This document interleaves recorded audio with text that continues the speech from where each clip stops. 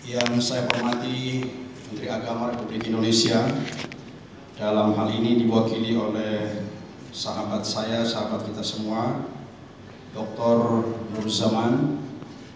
Beliau ini diassign khusus oleh Gus Menteri untuk selalu mengawal program-program Bimas Islam, dan beliau sangat engage dengan apa yang ada di Bimas Islam. Tepuk tangan dulu untuk Gus Zaman. Yang saya hormati sahabat saya Pak Irjen. Pak Irjen juga dengan sangat setia selalu mendampingi kami di Bimas Islam dan juga selalu hadir dalam acara-acara Bimas Islam. Terima kasih Pak Irjen. Yang saya hormati sahabat saya Prof. Abu Rahmat, staf ahli Menteri Bidang Hukum. Beliau juga selalu bersama kita di Bimas Islam. Terima kasih Prof. Sahabat saya Pak Karo, ada Karo Hukum, ada staf tenaga ahli juga, Mas Hasanuddin Ali juga hadir bersama kita, teman-teman para direktur. Wabil khusus kepada teman-teman para Kakanwil, alhamdulillah malam ini saya berbahagia sekali karena teman-teman para Kakanwil hadir, hampir semuanya saya kira banyak sekali hadir. Luar biasa. Saya tahu semuanya sibuk pastinya, tapi karena sayang dan cinta kepada program kemasjidan ini sehingga semua hadir, alhamdulillah. Terima kasih sekali lagi.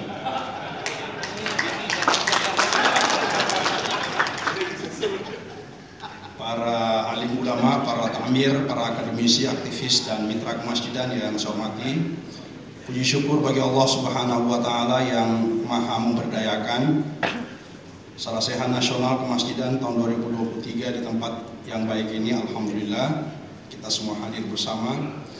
Sholawat dan salam untuk Nabi Muhammad sang penggerak peradaban. Bapak Ibu yang saya hormati, dalam pidato kenegaraan di sidang tahunan MPR RI tahun lalu, Presiden Joko Widodo menegaskan pentingnya menghindari politisasi agama dalam percaturan demokratisasi Indonesia. Beliau mengatakan, saya ingatkan, jangan ada lagi politik identitas, jangan ada lagi politisasi agama, jangan ada lagi polarisasi sosial.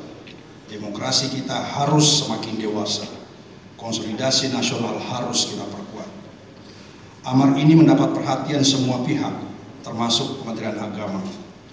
Selain sejumlah kebijakan terkait penguatan moderasi beragama dan kerukunan dari Bapak Menteri Agama, Kementerian Agama memiliki komitmen kuat dan tegas terhadap ikhtiar depolitisasi agama itu.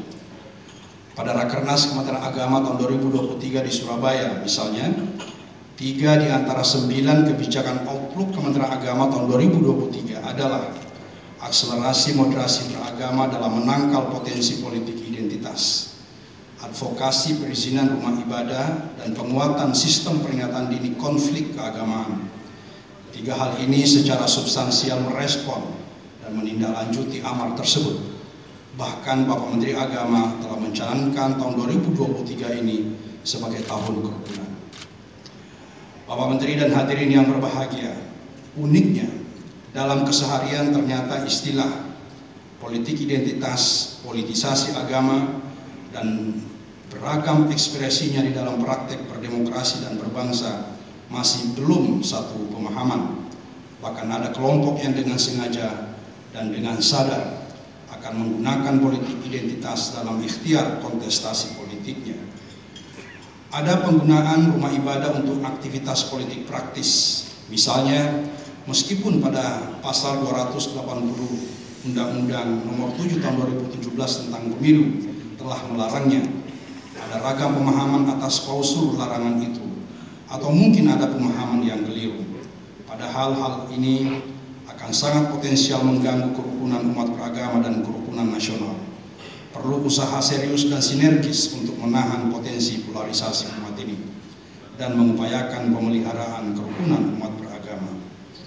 Bapak Menteri Agama atau yang mewakili dan hadirin sekalian yang berbahagia, Direktorat Jenderal Bimbingan Masyarakat Islam Kementerian Agama secara khusus berfokus pada konteks revitalisasi peran masjid dalam merekatkan umat, termasuk dalam mencegah menjadikan wahana masjid sebagai pemicu polarisasi. Bimas Islam mendorong masjid dan musola semakin profesional, moderat dan berdaya melalui program Masjid Pelopor Moderasi Beragama. Kemudian secara praktikal di antara implementasi moderasi beragama itu dikembangkan juga konsep masjid ramah sebagai perwujudan berbagai anasir ramah, yakni merawat keragaman, melayani semua kalangan, adaptif terhadap lingkungan, dan bahkan memberdayakan segenap ekosistem masjid. Dengan pengembangan masjid ramah bagi segenap ekosistem masjid, yakni takmir, khotib, dai, penceramah, ibu-ibu, remaja, anak-anak, dan jemaah umumnya akan merasa nyaman dalam suasana harmonis. Masjid kembali pada fungsinya sebagai jami' yang menghimpun, menyatukan, serta menjadi tempat yang khidmat untuk beribadah dan bermuamalah. Hadirin yang berbahagia, karenanya dirasa perlu dan sangat strategis untuk mengadakan sarasehan nasional kemasjidan ini yang mengangkat tema masjid ramah untuk memperkuat kerukunan umat beragama dan kerukunan nasional. Disinilah ruang untuk kita saling bicara dan mempertemukan gagasan serta mengikat kesepakatan dalam mewujudkan masjid yang ramah, profesional, moderat, dan berdaya. Bapak Ibu hadirin yang berbahagia, dasar hukum kegiatan ini adalah sejumlah regulasi terkait tugas dan fungsi Kementerian Agama, khususnya dalam pelayanan publik dan pembinaan kemasjidan. Selain itu, kegiatan ini juga merujuk pada hasil Rakernas Kementerian Agama tahun 2023 di Surabaya, Rakornas Bimas Islam tahun 2023 di Ancol, Jakarta, Rakornas Kolaborasi Zakat 2023 di Jakarta, dan Rakernas Quraisy bin Syar tahun 2023 di Yogyakarta beberapa hari lalu. Mengangkat tema besar Masjid Ramah untuk Tahun Kerukunan. Sarasehan ini akan mengulas 3 topik besar, yakni pertama, mendiskusikan masjid, umat, dan tantangan tahun politik. 2. Konsep masjid ramah sebagai tawaran resiliensi masjid. Dan ketiga, ikhwal upaya kolaboratif pemberdayaan filantropi untuk pemberdayaan masjid.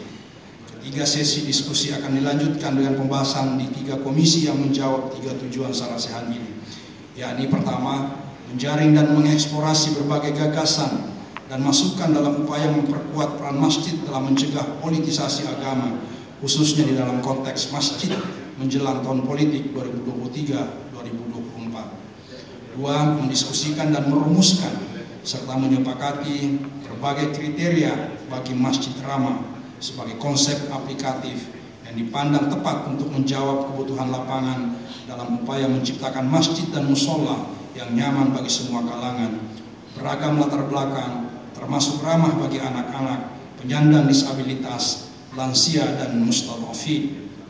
Ketiga, mendiskusikan dan merumuskan serta menetapkan pola atau skema kolaborasi implementatif dalam upaya pemberdayaan masjid antar stakeholders, antara lembaga, baik berupa program maupun pendanaan. Hadirin sekalian yang berbahagia, kegiatan sarasehan ini akan berlangsung 3 hari. Hari Kamis, mulai hari Kamis sampai hari Sabtu tanggal 16 sampai 18 Maret 2023 di Hotel Grand Mercure Harmony Jakarta Pusat. Peserta dan undangan berjumlah sekitar 200 orang, terdiri atas pejabat terkait